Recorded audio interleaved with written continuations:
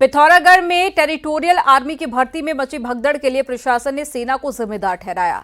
DM का कहना है कि भर्ती की तैयारी मीटिंग के दौरान सेना के कर्नल ने कम भीड़ होने की जानकारी दी थी और यही नहीं, बिहार के दानापुर में होने वाली भर्ती के निरस्त होने की जानकारी भी उन्हें 18 नवंबर को एक लेटर के जरिए दी गई। दरअसल बिहार के दानापुर में यूपी की भर्ती 17 नवंबर को होनी थी, लेकिन भर्ती निरस्त होने के कारण यूपी के हजारों युवाओं का हुजूम पिथौरागढ़ को निकल पड़ा।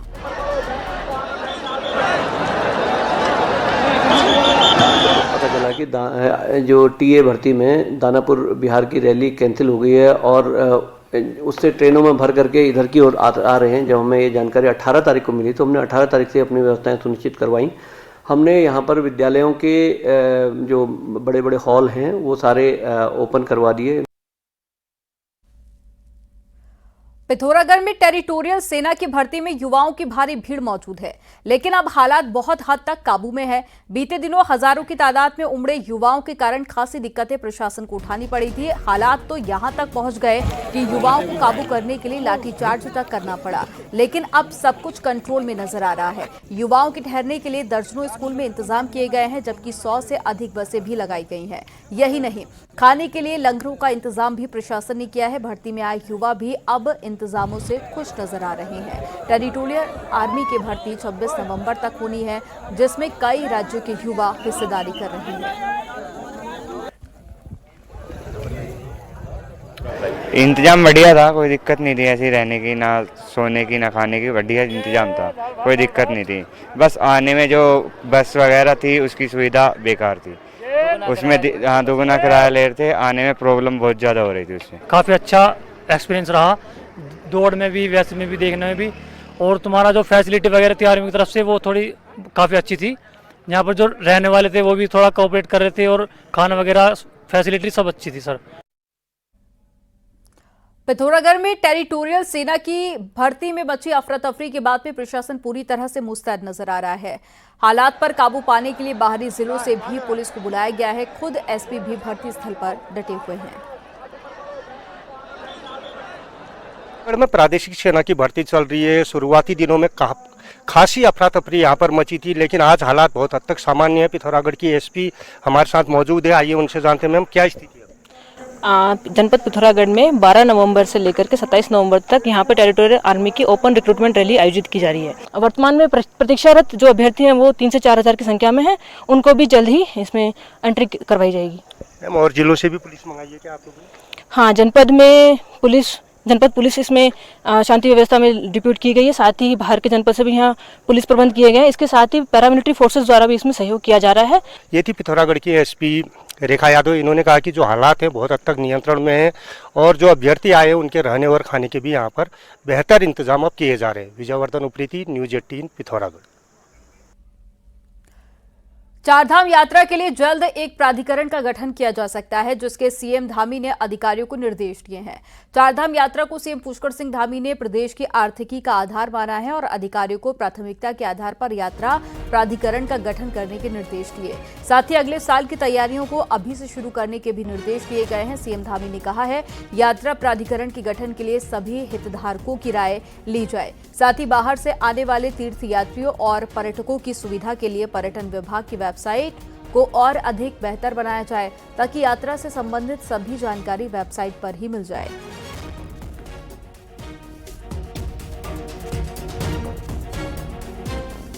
मुख्यमंत्री पुष्कर सिंह धामी ने सचिवालय में आयोजित मीटिंग में अधिकारियों को निर्देश दिए कि सौंग बांध पेयजल परियोजना के लिए विस्थापन की कार्यवाही जल्द ही की जाए। जिन प्रभावित परिवारों को विस्थापित किया जाना है, उनको सहमति के आधार पर जल्द जमीन उपलब्ध कराई जाए। विस्थापित होने वाले परिवारों के लिए सभी मूलभूत सुविधाएं उपलब्ध कराई जाएं। प्रभावित परिवारों से बातचीत कर सहमति के आधार पर सामुदायिक भवन, मंदिर, सड़क और साथ ही अन्य कोई निर्माण करने की जरूरत हो तो किया जाए। सौंग बांध बन जाने से देहरादून की पेयजल की समस्या का समाधान हो सकता है और भूजल स्तर में भी खासा सुधार होगा।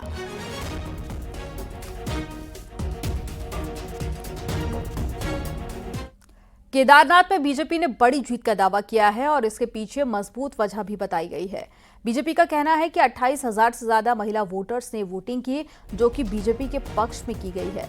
साथ ही बीजेपी का कहना है कि करीब 1700 प्रवासियों को वो केदारनाथ में वोटिंग के लिए लाने में कामयाब रही और यही 2 सूत्र उनकी यानी कि बीजेपी की जीत की वजह बनने जा रहा है।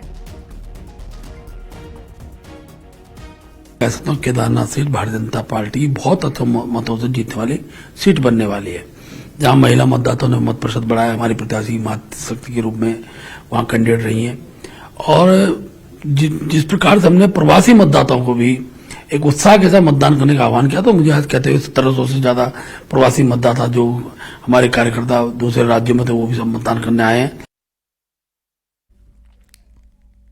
और बीजेपी ने आज प्रदेश भर के निकायों से जुड़े अपने मंत्री, विधायक, जिला अध्यक्ष और पदाधिकारियों की 1-to-1 मीटिंग ली। एजेंडा था निकाय चुनाव। मीटिंग के जरिए जहां संभावित दावेदारों को लिस्टेड किया गया, तो वहीं पार्टी नेताओं का मन भी टटोला किया। एक रिपोर्ट आपको दिखाते हैं।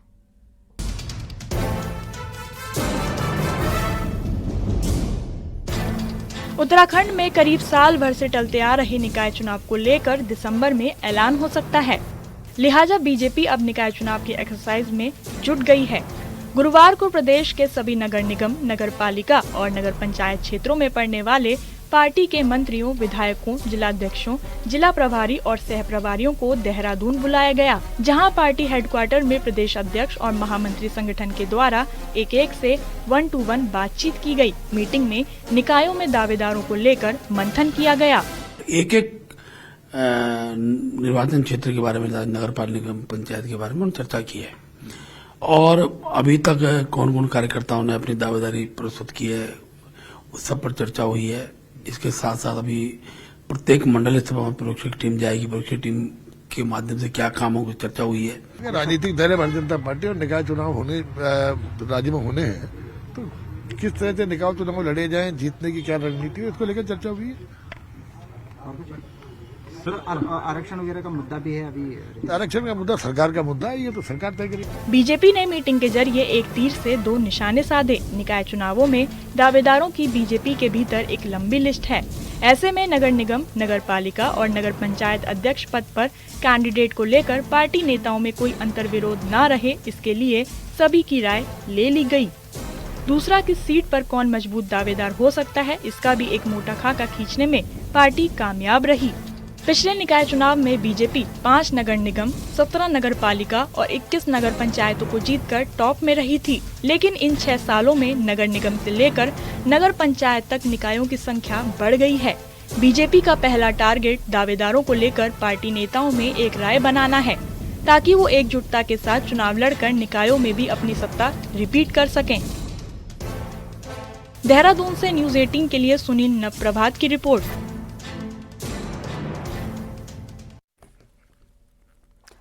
उत्तराखंड में मछली पालन में किए गए कामों को सम्मान मिला है। राष्ट्रीय मत्स्य विकास बोर्ड हैदराबाद की ओर से उत्तराखंड को हिमालय और उत्तर पूर्व के राज्यों की श्रेणी में सर्वश्रेष्ठ राज्य का पुरस्कार दिया गया। गुरुवार को विश्व मत्स्य पालन दिवस पर नई दिल्ली में आयोजित समारोह में केंद्रीय मत्स्य एवं पशुपालन राज्य मंत्री राजीव रंजन सिंह ने उत्तराखंड के सचिव मत्स्य विभाग BVRC पुरुषोत्तम को ये पुरस्कार सौंपा। उत्तराखंड मछली पालन विभाग ट्राउट फार्मिंग के लिए राज्य में 1400 से ज्यादा ट्राउट रेसवेज का निर्माण कर चुका है।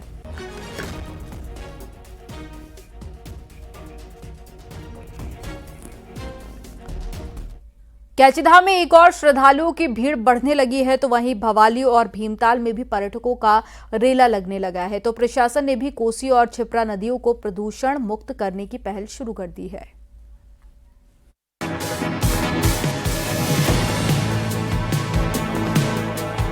कैचीधाम में अब प्रदूषण मुक्त करने की योजना तैयार हो चुकी है। शिप्रा नदी को प्रदूषण मुक्त करने के लिए STP प्लान की योजना फाइनल चरण में है।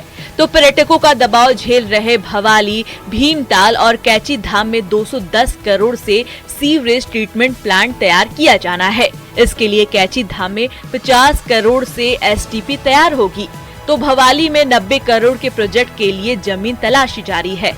इन शहरों में टूरिस्ट के बढ़ रहे दबाव और स्थानीय लोगों की बढ़ती जनसंख्या से सीवरेज ट्रीटमेंट की जरूरत पड़ने लगी है। जो एसटीपी के माननीय मुख्यमंत्री जी के लिए की घोषणा हुई थी सीवरेज योजना के लिए और एसटीपी के लिए, उसका सर्वे कार्य लगभग पूरा हो गया है। अभी सिर्फ भवाली के लिए भूमि के चिन्हीकरण की प्रक्रिया वर्तमान में चल रही है। उसमें लगभग 1 माह का समय लगेगा, जिसमें जनपद से समस्त प्रक्रियाएं पूर्ण होकर डीपीआर शासन को धनराशि आवंटन के लिए यहाँ से भेज दी जाए। जोशीमठ आपदा के बाद न्यूज 18 ने इन इलाकों के लिए सीवर ट्रीटमेंट की आवाज को बुलंद किया। एसटीपी नहीं होने से कैची धाम में शिप्रा नदी लगातार प्रदूषित होती जा रही है। भवाली, कैची धाम और भीमताल में ही 15,000 से ज्यादा hotel, home stay, resort, showroom, दुकान और मकान हैं। लेकिन सीवर ट्रीटमेंट नहीं होने से इन पहाड़ों में भी खतरा बन रहा है। वेस्ट है जो निकलता है भवाली से, और जो है उसके ट्रीटमेंट के लिए सीवेज ट्रीटमेंट प्लांट तो बहुत जरूरी हो गया है, क्योंकि कैची के पर्यटकों को और भवाली की जनसंख्या के निरंतर बढ़ते हुए देखते हुए मुझे लगता है कि एसटीपी की बहुत सख्त आवश्यकता है भवाली में। बहरहाल कैची धाम में बीते कुछ समय में बड़ी संख्या में श्रद्धालुओं का आना जाना शुरू हुआ है। ऐसे में आने वाले दिनों में और अधिक दबाव बढ़ सकता है, जिससे सीवरेज ट्रीटमेंट प्लांट को तुरंत कार्य योजना में लाया जाना चाहिए, ताकि इन शहरों की खूबसूरती को कोई धब्बा न लगे। न्यूज 18 के लिए नैनीताल से वीरेंद्र बिस्क की रिपोर्ट।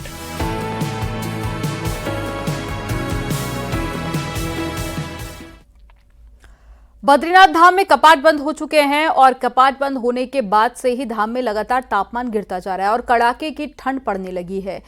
और ये एक्सक्लूसिव तस्वीरें हैं बद्रीनाथ धाम की, जहां पर बहने वाली इंद्रधारा जम चुकी है और पूरी धारा ने बर्फ का आकार ले लिया है। इतना ही नहीं, कई जगह पर पानी की लाइन भी जमने का खतरा है, तो वहीं माणा घाटी और नीति में प्राकृतिक झरने जमने लगे हैं।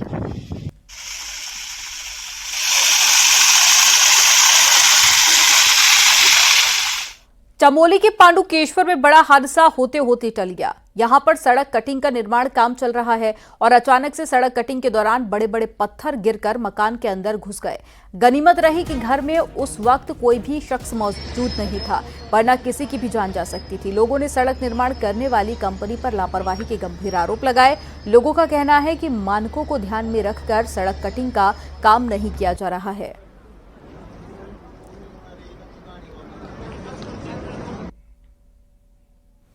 उत्तराखंड के सबसे बड़े अतिक्रमण पर इन दिनों सुप्रीम कोर्ट ने सुनवाई शुरू कर दी है और सुप्रीम कोर्ट में सुनवाई जारी भी है। और ये सबसे बड़ा अतिक्रमण है हल्द्वानी रेलवे स्टेशन की जमीन पर। रेलवे के मुताबिक ये अतिक्रमण है, जबकि वहां रह रहे लोग सालों से यहां पर रहने की बात कह रहे हैं, इस जगह को अपनी जमीन करार दे रहे हैं। ऐसे में अब सुप्रीम कोर्ट को तय करना है कि ये जमीन अतिक्रमण वाली है या फिर नहीं, और इस सब का फैसला एक सर्वे के आधार पर होगा। रिपोर्ट में आपको दिखाते हैं।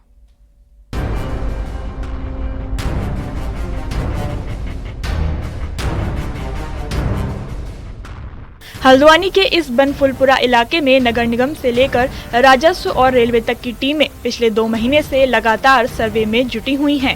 सर्वे उस इलाके का हो रहा है जिसे रेलवे अपनी जमीन करार दे रहा है और इसमें आने वाले समय में बड़े प्रोजेक्ट शुरू करना चाहता है। हालांकि स्थानीय लोगों का आरोप है कि रेलवे जो शुरुआत में 29 एकड़ जमीन मांग रहा था, वह अब बहुत ज्यादा जमीन पर सर्वे कर रहा है, जिससे इलाके में एक भी घर नहीं बचेगा। ऐसे में अब सारी आस सुप्रीम कोर्ट में जाकर अटक गई है। वार्ड नंबर 24 और वार्ड नंबर 22 जो रेल की पटरी से मिलते हुए हैं, उनका मन भी है कि भैया रेल का भी विकास हो और पब्लिक का भी विकास हो, लेकिन जिस तरह से ये नाप तोल कर रहे हैं, रेल की पटरी से आधा किलोमीटर, 500 मीटर, 600 मीटर, उससे तो पूरा बरूपरा उजड़ जाएगा। बाकी सुप्रीम कोर्ट पर आपको हाँ बस वो उसी भरोसा क्या हुआ था वहाँ का, जो भी वहाँ का आगा भाई हम मंजूर हैं। 27 नवंबर को सुप्रीम कोर्ट इस मामले की सुनवाई करेगा। माना जा रहा है कि सुनवाई के दौरान रेलवे उसी जमीन का सर्वे पेश करेगा जिस जमीन से अतिक्रमण हटाया जाना है। यानी इस सर्वे में ये बताया जाएगा कि रेलवे को कितनी जमीन चाहिए और इसके लिए कितने मकान तोड़े जाने जरूरी हैं। यही नहीं, सुप्रीम कोर्ट में राज्य सरकार को भी ये बताना है कि जिन लोगों के मकान तोड़े जाएंगे उन्हें बसाया कहाँ जाएगा। ऐसे में जमीनी सर्वे अपने अंतिम दौर में है। देखिए, इसमें माननीय सर्वोच्च न्यायालय द्वारा जो आदेश पारित किए गए थे उसके क्रम में रेलवे द्वारा अपनी आवश्यकता के अनुसार भूमि बताने का काम किया गया है। उसके क्रम में जिला प्रशासन को के माध्यम से इनको सहयोग प्रदान करते हुए उस पर स्थित आवासीय और परिवारों का सर्वे कार्य चल रहा है। जो साल 2022 में उत्तराखंड हाई कोर्ट ने हल्द्वानी रेलवे स्टेशन की 29 एकड़ जमीन पर अतिक्रमण को सही माना था और अतिक्रमण को खाली करने का आदेश दिया था, लेकिन इसके विरोध में स्थानीय लोग सुप्रीम कोर्ट चले गए और तभी से ये मसला सुप्रीम कोर्ट की जिरहों में उलझा हुआ है। सुप्रीम कोर्ट हटाए जाने वाले लोगों के पुनर्वास के बारे में राज्य सरकार से सवाल कर चुका है, जिसका कोई भी जवाब अभी तक उत्तराखंड सरकार नहीं दे पाई है। हल्द्वानी से न्यूज़ 18 के लिए शैलेंद्र नेगी की रिपोर्ट।